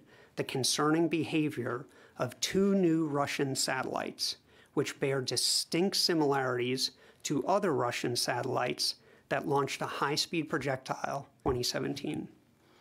Also consistent with the guidance in the Defense Space Strategy, inform the public and the international community about these threats, and we are continuing to regularly review the information so we can share more about Chinese and Russian space activities to enable that more fulsome conversation on their weaponization of space. Just in quoting from those documents and from General Raymond, did you just say that China and Russia put weapons in space? I said what I said, quoting from the intelligence community, as well as when State Department talked about the activities in 2017, they highlighted in 2018. And it is clear that they have weaponized space. A Russian satellite had fired a high-speed... In 2017, what happened and what was discussed, and this is all in the State Department actually brought it up in the United Nations. There was an assistant secretary who then, there was a main satellite. Out of Russian satellite, a smaller satellite was birthed from that. From that smaller satellite, a projectile was launched that Russian satellite. So a third item came out. They said that this was an inspector satellite. What the State Department official noted at that time is the behavior of that satellite looked nothing like an inspector satellite and looked like something much more concerning. They said the satellite, the high-speed projectile, was an inspector satellite. What was the projectile? So the projectile was some object in space that was launched from the, you had then the second one came out of it, and then out of the second one, the projectile came out, went into space, and has not been moving since. It went out and fired and has not been maneuvering or giving any indication of what you would think an inspector satellite would look like. Third object. It's the third one. The inspector satellite. That's exactly. I don't know if they specified the whole system or down to the third one. I'd have to go back and look at that, but I believe that they were calling that an inspector system. But that system with these three objects that came out of it certainly did not look like it. And what General Raymond highlighted earlier this year is a system that looks just like that one. They had the main one, and then they had the second one. And what was different earlier this year is they were then doing a U.S. government satellite. Nothing came out of it It's unclear if something will or what they're doing, but he was concerned with that activity, and he talked about it publicly, and there were also bilateral discussions with the Russians on that. So just to be clear, so that this second one you're talking about that was to a U.S. satellite, that was another main satellite that put out a smaller satellite? Correct. Which has not yet put out that third object? Absolutely correct. Or a U.S. government satellite, and that was of concern. Thank you, David. We'll go to the phone lines real quick. Sanders? Thank you very much. Good day. Thank you for doing this briefing.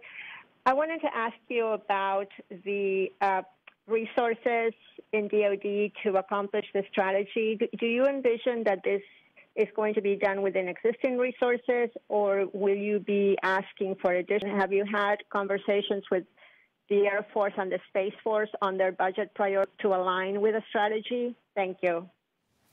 The FY21 budget, which is now up on the Hill and being debated, and the department already proposed, had $18 billion for the department, not including the National Reconnaissance Office. About 16 billion of that was within the United States Space Force. That was a very significant budget to fully resource the Space Force. I can't speak to the FY22 budget yet, but we are in deliberations on that budget right now within the Department of Defense, and how it works is the Space Force brings that of what they think the necessary funding should be, and as you stated, to include funding the execution of this strategy, and they bring it to the Department of the Air Force. The Department of the Air Force reviews it and brings Secretary of Defense, of which the Office of the Secretary of Defense reviews it, and the Secretary of Defense then sends it to Office of Management and Budget, reviews it before it's sent to Capitol Hill, which will all lead up to next February. Okay, we'll come back in the room to Jeff Shogel. On page 10 of the space strategy, there was a diagram that said counter space continuum, nuclear detonation in space. And I'm wondering if you can clarify who with their weapon in space and why? Yeah. So that shorthand is called nuclear detonation in space, and we do have capabilities called NUDET, which detect those sorts of events. In fact, we have sorts of detection systems on satellites in space today. That has been a concern, actually, and a threat going back to even the Cold War. And the challenge of a nuclear detonation is it creates an electromagnetic pulse and a signal that then could take.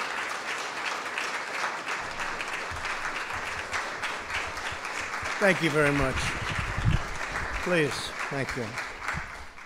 Good afternoon. And before we begin, 5 years ago, 9 innocent parishioners of a historically black church, you all remember this horrible event, were tragically killed in a Bible study in Charleston, South Carolina. That was a despicable act of evil. Today we remember this somber day as our hearts still break. Our prayers go with all. That was a terrible event. It was a terrible day. Terrible, terrible day for our country, to witness. Thank you very much for being with us as we reaffirm our sacred promise, support and protect our great veterans. We love our veterans, and great they are.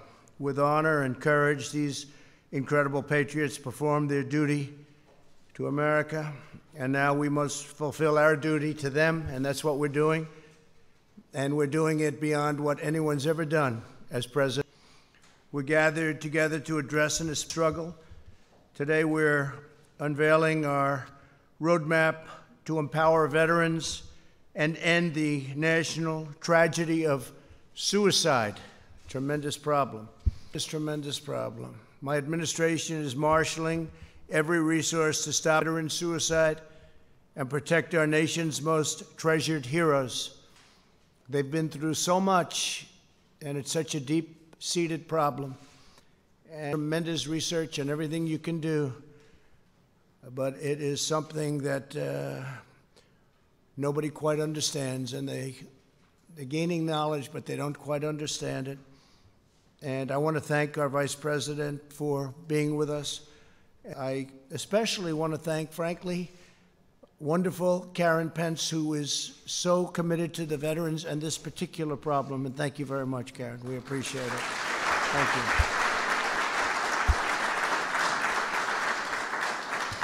Here as well are several members of Prevent's task force. Prevent's, it's called. Prevent's. Veterans Affairs, Robert Wilkie. Robert, great job. 90% approval rating. The VA. Way up, 90%. Number that has never, not even come close to attaining that number. This job you're doing. Thank you very much. Secretary of Labor, Jean, thank you very much. Secretary of Health and Human Services, Alex Azar. Alex, thank you. Secretary of Housing and Urban Development, the great Ben Carson. Thank you, Ben. Secretary of Education, Betsy DeVos. Thanks, Betsy. And Acting Director of OMB, Russ Vogt. Thank you, Russ, very much. Also with us are Surgeon General Jerome Adams. Where's Jerome? Jerome, hi, Jerome. Standing ovation the other day. I introduced him. He got the only standing ovation, Jerome. What was that all about? And the Executive Director of Prevent's Task Force, Dr. Barbara Van Dalen. Thank you very much. Appreciate it. Thank you. Thank you, Barbara. And representatives from several of our nation's leading veterans groups. We have tremendous people in this room, people that work so hard for the veterans, and they love our military, they love our... Thank you all for being here very much appreciated. From day one, my administration has been on a mission of historic scope and scale to deliver results for our veterans. After years of shameful under the Obama-Biden administration, and scandal and neglect it was, we have fundamentally reorganized the VA from top to bottom, and we've reestablished a crucial principle. American veterans deserve the highest care anywhere in the world, and that's what they're getting. Leadership.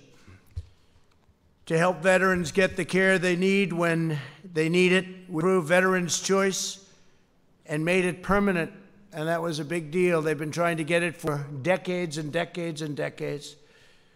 And we got it. We got it. And basically that means if you have a problem and you can't get to it, if it doesn't work, you end up going outside, you get your doctor, we pay the bill, and they get immediate service. Some of the veterans were forced in past administrations, beyond the Obama administration even, but for a long time, expected to wait a week and 2 weeks and 3 weeks just to get to see a doctor. It was a terrible situation. Now we have Veterans' Choice. They've been trying to get it so long, and it works incredibly well. And I would say that's a reason why I want approval rating. That's probably one of the big reasons. Before I took office, every month seemed to bring a new story of crisis by our friends from the media. But the days of endless and deadly wait lists are over. They are never going to come back. We're never going to allow that to come back, what our vets had to put up with. I signed the VA Accountability Act into law, and we've removed more than 9,000 VA workers who were not giving our veterans the care, respect, attention. And now that we have accountability, it's accountability, very nice word. If an employee of government treats our veterans in any way, does something wrong, isn't good for the VA, the secretary looks at them and says, "You're fired, get out." Before you couldn't do that. We had people for years and years. We had stories, I could tell you, story after story, how bad it was. You had sadists, you had some bad, bad people. So 9,000 have been fired, and they should have gone. But we got accountability, VA accountability passed. We secured record funding for the VA, including dollars for mental health services in 2020. $9.6 billion. Every facility now offers same-day emergency mental health, something we didn't have or even come close to having. We have dramatically extended telehealth for our nation's veterans, and with COVID, it's really become probably the hottest thing there is in medicine, wouldn't you say? I think so. It's gone up in terms of usage by hundreds of times. It was not picking up until COVID came along, and now it's one of the hottest things you have going in the medical world, allowing people to consult with doctors from the comfort of their homes and not having to go out and not having to make long trips, and they get tremendous advice, I hope. The promised White House VA hotline that I've been talking about had than 400,000 calls right in the White House, successfully resolving 98% of veterans' concerns. It's a great thing. We have substantially cut the wait time for veteran appeals. Insurance issues are resolved in a swift and timely fashion. It goes very quickly now, very, very quickly. We're modernizing medical records to begin a seamless from the Department of Defense to the VA, something others have tried and failed to for decades. Long time they wanted to do it. It's actually not as easy as it sounds, getting it done, but we got it done. The VA has also cut opioid prescriptions by 35% since 2017, and we're committed to defeating the opioid epidemic in America. We've brought it down by as much as 17% in some areas and in other areas, but that still means you have a lot left, and a lot of good things are happening. I have to say our border, where much of this comes in, drugs come in, we have a drug problem, we have an opioid problem. It's all the same big problem, but our border is now as secure as it's been in many, many years. The wall is now up to mile 212, and wherever we have the wall, that takes care of that area completely. But we're now down to among the lowest numbers we've ever had on the border, and I want to thank the President of Mexico, because we have 1,000 troops right now on the border, Mexican troops, and really helping us a lot. The number of veterans who say they trust the VA services has increased 19% under this administration. That's a tremendous increase, but I'm still more impressed. It's an all-time high, by the way, but I'm still the 90 to 91% number. That's the number I'm going to use. All right, can I do that, Robert? I like that. 91%. Can you imagine if you were a politician, you had a 91% approval rating? That would be pretty good. But there's more work to do. Ending the tragedy of veteran suicide demands bold action at every level of society. 20 veterans and service members take their own single day. The loss of our heroes breaks our hearts and pains our souls. 1 year ago, I signed an executive order establishing Prevent's Task Force, a nationwide strategy to support our veterans in distress and stop the grave tragedy of veteran suicide. Today, thanks to the leadership of Secretary Wilkie, it's been outstanding, I'm proud to announce that we are taking this critical initiative to the next level. Following the ambitious road task force has developed over the last year, you'll see things happening that nobody would have ever thought even possible. To lead this effort, Mrs. Pence and a team of ambassadors that she was very in choosing, including the Surgeon General, Jerome Adams. You're only there, Jerome, because Mrs. Pence wanted you there. Okay, that's a nice compliment. That's a nice compliment. We'll launch a national public campaign in the coming months. This historic campaign will mobilize every sector of society to encourage heroes in need with the best prevention practices and help every veteran thrive in their lives after service. They come home from these active battlefields and active places, and all of a sudden they're left sometimes alone, and you have a hard time with it. They fought our battles overseas, and now we must join them in a new battle at home. There's no single solution to this issue. Every resource must be brought to bear. We're expanding our partnerships with military and veteran organizations, universities, faith-based leaders, businesses, nonprofits, and all levels of government to establish specialized support systems for our veterans. The task force has already partnered with 30 large corporations to help them prioritize the mental health of their employees, and we will be adding to that number, and the number is growing very rapidly, very, very rapidly. We're also launching a national research strategy that prevents. We'll work with the greatest scientific minds across our nation to evaluate research to better understand the trust members face. They face tremendous. Identify effective treatment, communicate their findings to the public. The Prevents Office is currently reviewing the $1.5 billion federal funding committed to suicide prevention to make sure research goes where it is most needed in order to save lives and to make lives. Here with us today is former Marine and Coast Guardsman Chad Heiser, who can share with us his personal testimony about the importance of the steps we're taking today. And Chad, if I could, please, would you say a few words? Thank you. Mr. President, distinguished guests, thank you for allowing me the opportunity to speak on this vital mission that affects the veteran community so much. The Bible says in Jeremiah 20, "For I know the plans I have for you, declares the Lord, plans to prosper you and not harm you, plans to give you a hope and a future." God never wastes a hurt.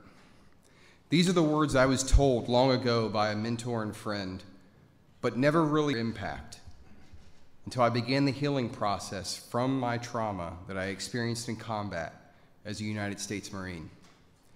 On March 3rd, 2003, in one horrific day, 18 Marines that were part of Task Force Tarawa during the invasion of Iraq at the battle.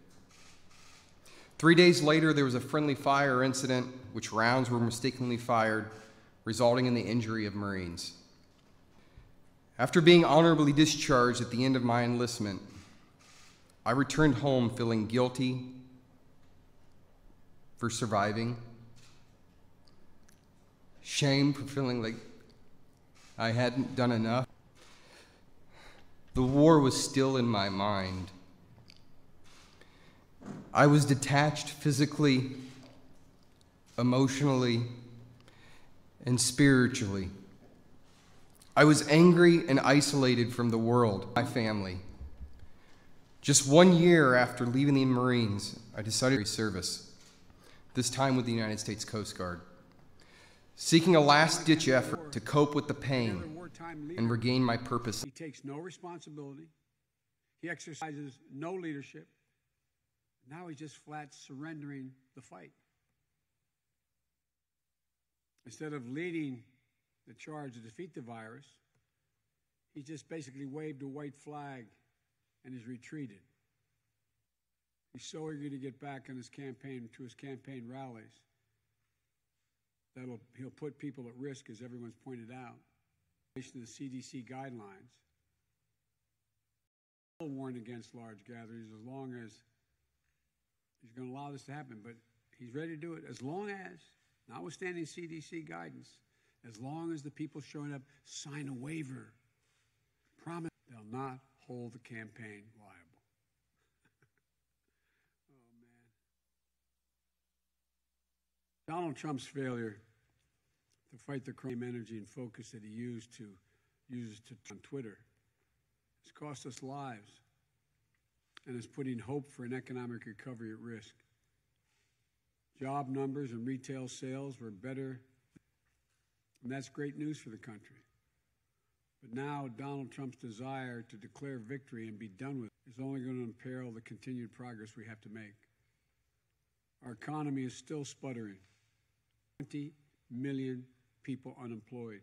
No clear guidance from the federal government is needed to reopen safely, efficiently, and generate a strong recovery. No, reopen.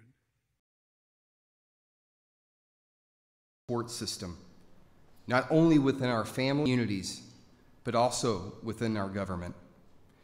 Showing support and caring for those who are hurting. It's also important to let everyone know, let the country know, that they can be strong and ask for help. Struggling. Mr. President, I would like to take this opportunity to personally thank you for your decision to implement this important initiative combating mental health and suicide crisis. I am so grateful for your actions in insisting veterans to get the help they need at such a critical time. Your leadership in this matter truly shows your care for our nation's warriors. Thank you. Thank you, Chad.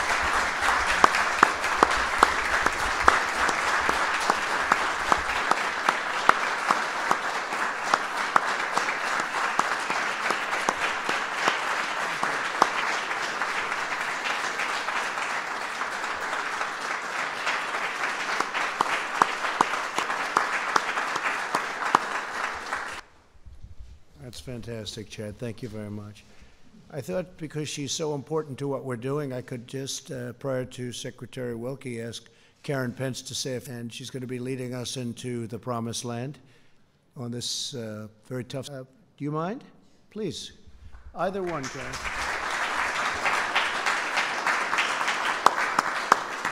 Thank you, Mr. President. I just want to say thank you for this administration realizing that this is an issue that we need to face head on. You are changing culture. It's the leadership at the top. It's people like Chad being willing to be vulnerable. It's like Dr. Van Dalen leading the whole task force of experts who have been dealing with the suicide issue for many decades. Now all of us are coming together. We came together a few months ago at the Vice President's residence. We talked about how we wanted to go forward with this initiative. And I feel like right now is such an opportune time because we're all dealing with anxiety. We're all dealing with stress right now. So if I can do anything as lead ambassador, it's my goal to help take away the stigma of mental health. For people to be able to come forward like Chad to say, there was a time in my life where I wanted to end everything. And our veterans, I've met with so many of them who say to me, I don't go to that dark place anymore. And so we are giving them hope. We want them to know, anyone who's considering suicide, that there are people out there who want to help.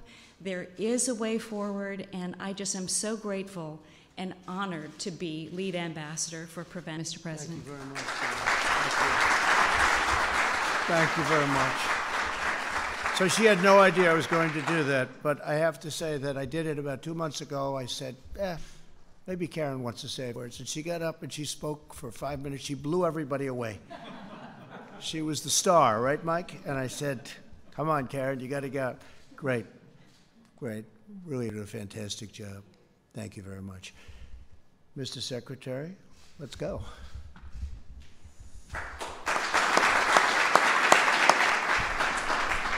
Thank you very much, Mr. President. I have been accused by some in this room of living in the 19th century, looking back on American history, decisions.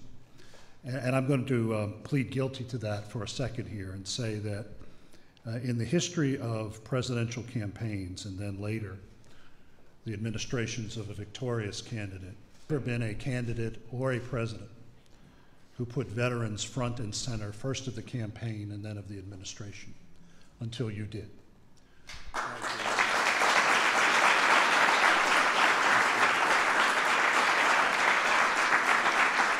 I'm going and I'm going to speak for myself as of a grievously wounded combat soldier from Vietnam, and in Mrs. Pence's case, the mother of a Marine warrior.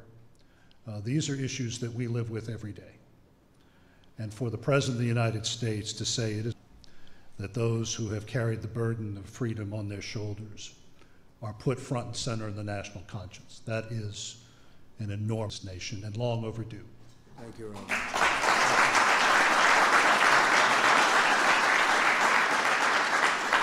I've thanked Mrs. Pence. I want to thank two other people. The first is our executive director, Barbara Van Dalen, who took this burden on herself, but took and is not only opening the aperture when it comes to a discussion of this last tragic act in a veteran's life, but also opening the aperture on a discussion, a discussion on mental health and addiction. So Barbara, I thank you very much for what you do. And last but not least, I want to thank our Deputy Secretary, Colonel Pamela Powers, who took this on when she was Chief of Staff and has carried it across the finish line.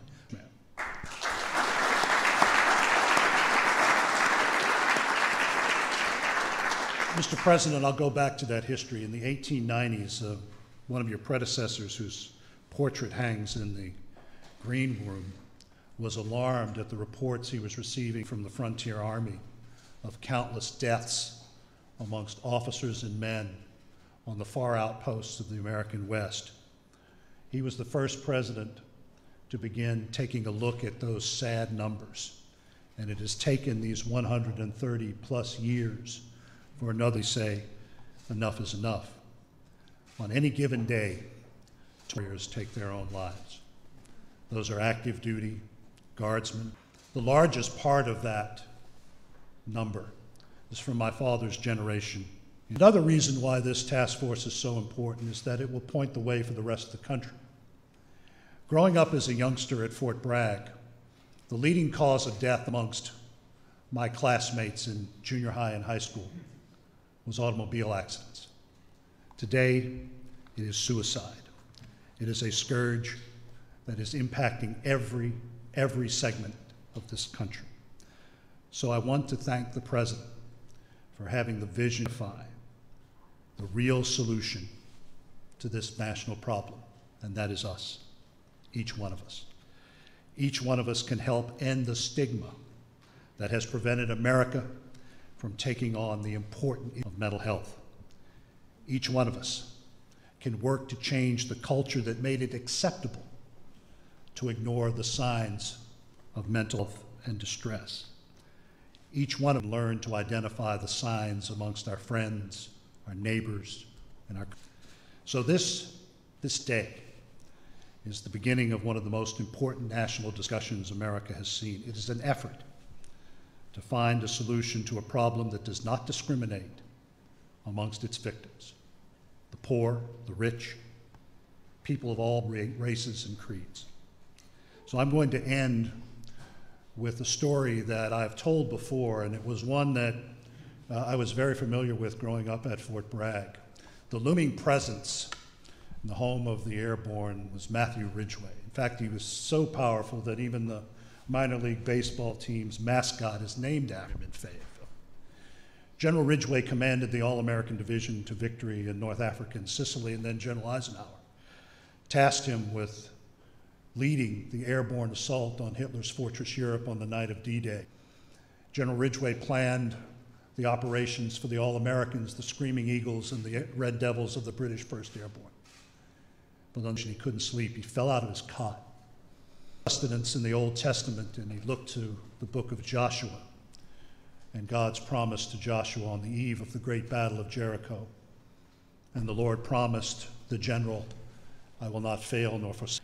Mr. President, that is what you have sent to the American and to the 20 million Americans who are in uniform and who have left uniform. Fail nor forsake the people of the United States who have always carried, without question, our freedom on their shoulders. So, Mr. President, I thank you very, very much.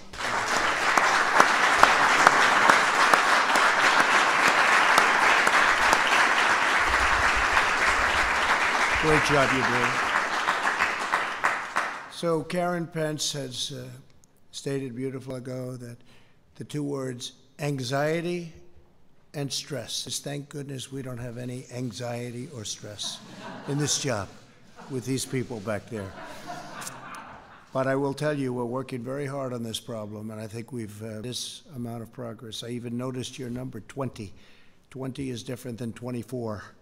You know what that means, each day. Hard to believe, each day. But 20 is a big difference, and we're getting it way down. And with some of the treatments that we're talking about, I think it'll go That. And Barbara, I want to thank you very much. I want to thank Chad. I want to thank you very much. It was a beautiful, beautiful statement. You've done such a fantastic job. I see General Kellogg. He's one of our great generals. He's done a fantastic job for me, and he's doing some very important things for me right now. So, General, thank you very much. Really fantastic job.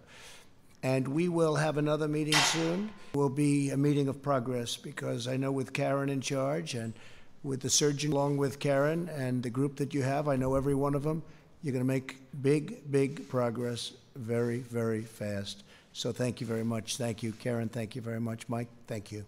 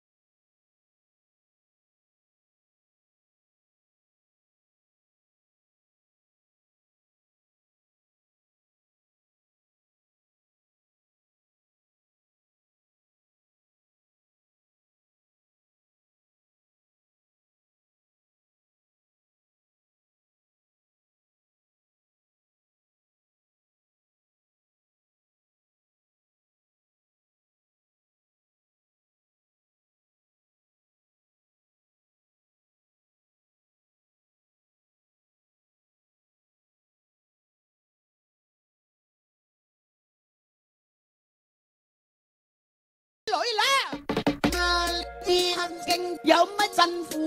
日日打黑色衫，打黑色衫，我哋嘅好心啦！啲行徑天沙咁樣，日日爭取下交，爭取下交，又破壞香港。外打全外打議員，打議員，打區仔，打區仔，打死黑警，打死黑警，做嘢又唔讀書，死黑警，點解我哋唔讀書？開一啲睇。我哋